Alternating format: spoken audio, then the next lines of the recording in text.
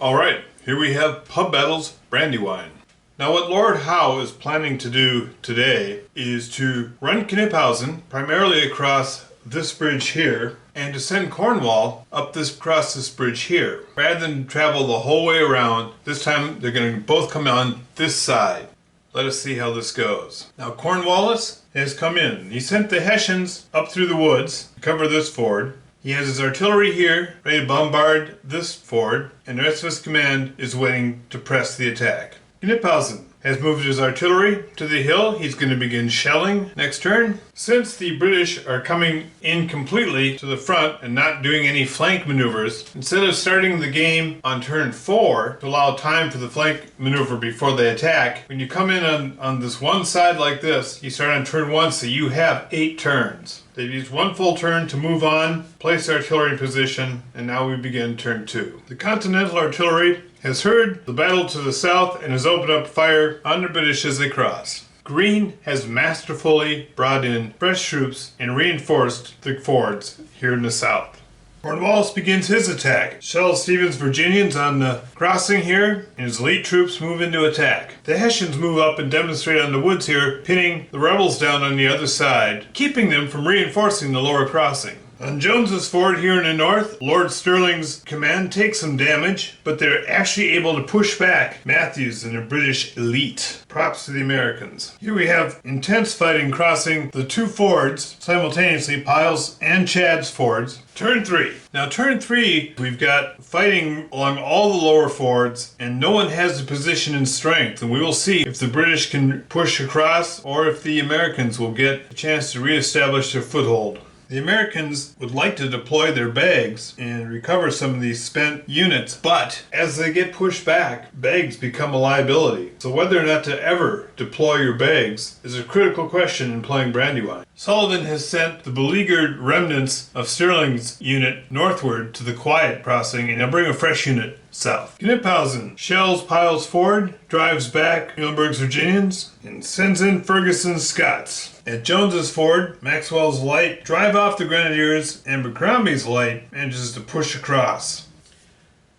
At Pyle's ford, the crossing has become successful, so here we are at the beginning of turn 4, and the British look like they're in a good position to finally cross the Brandywine in strength.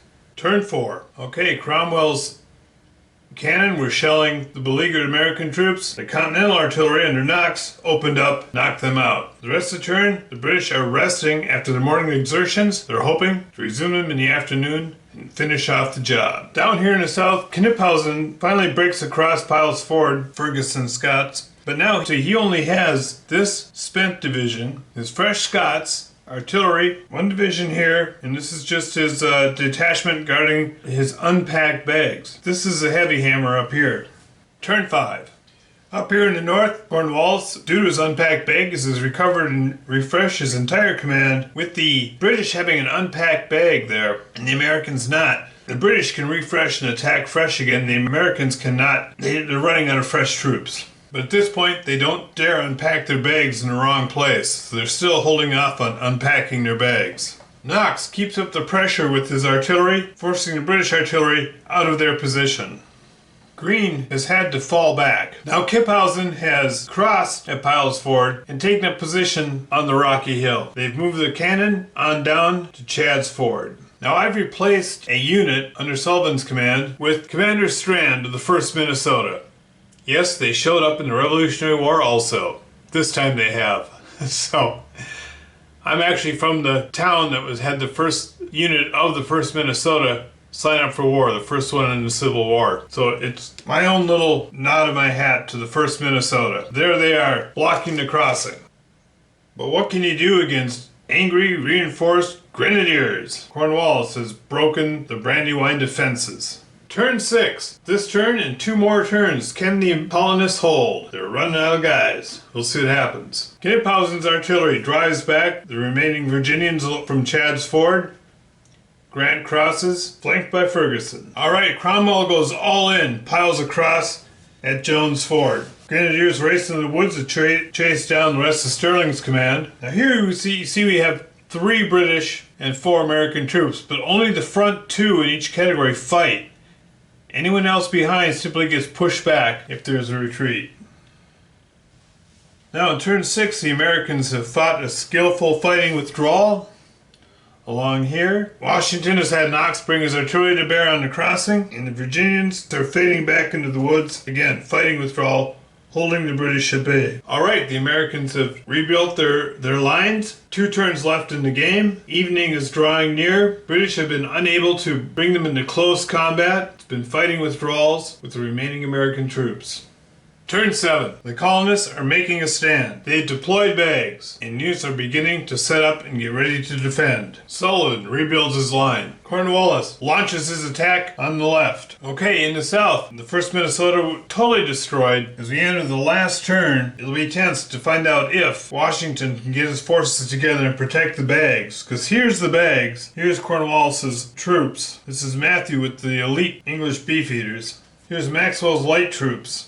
Awesome troops. Can they get in between those two before the game ends? So if you're playing against another person, the game could go to anyone at this point, which when it comes down to a chit draw like this, it's very tense. Whoever wins basically in the chit draw in the last turn can say, hey, the game was lost before this, when it came down to whoever got the best chit draw. Washington moves first. Guess what?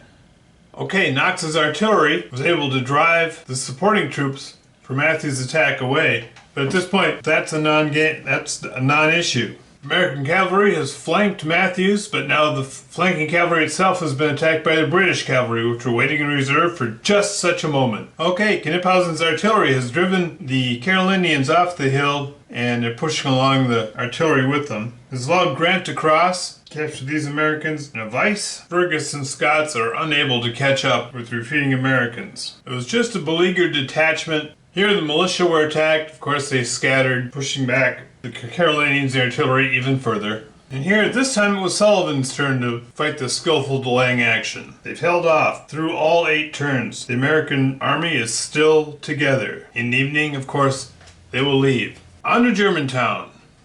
Here you can see the casualties. These are just detachments. Both the casualties were actually low. These are each worth about 1,500 to 2,000 men, so 3,000 to 5,000 British casualties and probably 5,000 to 6,000 American casualties.